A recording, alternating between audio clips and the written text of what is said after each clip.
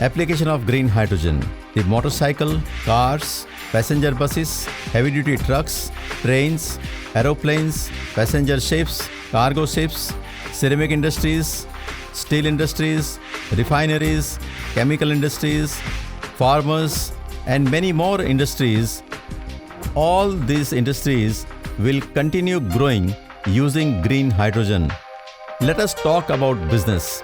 Green hydrogen is a fuel replacement of coal, oil, and gas. Unlimited requirement with unlimited raw material, which is nothing but water at no cost. Government will provide incentives, tax benefits, plus low interest, long-term, local and foreign bank loan available to technically sound entrepreneur. Government of India have reserve funds of 20,000 crore to motivate Indian enterprises. सरकार ने 20,000 crore hydrogen mission के लिए रखे हैं।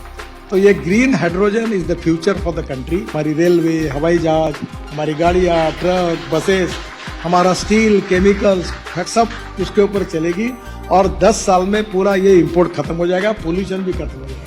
Railways Minister Ashwini Vaishnav announced India's first hydrogen train, which will be designed and manufactured locally by December 2023 and will run on the Kalka-Shimla historic circuit. This is India's early significant step towards green initiatives. Hydrogen trains do not emit harmful pollutants such as carbon dioxide, nitrogen oxides or particulate matter, making them more environmentally friendly than traditional diesel trains.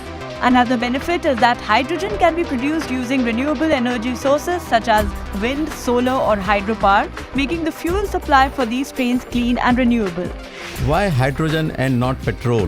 1 kg hydrogen you can manage to travel 100 km. Now what is the cost benefit? 1 kg hydrogen costs 275 rupees.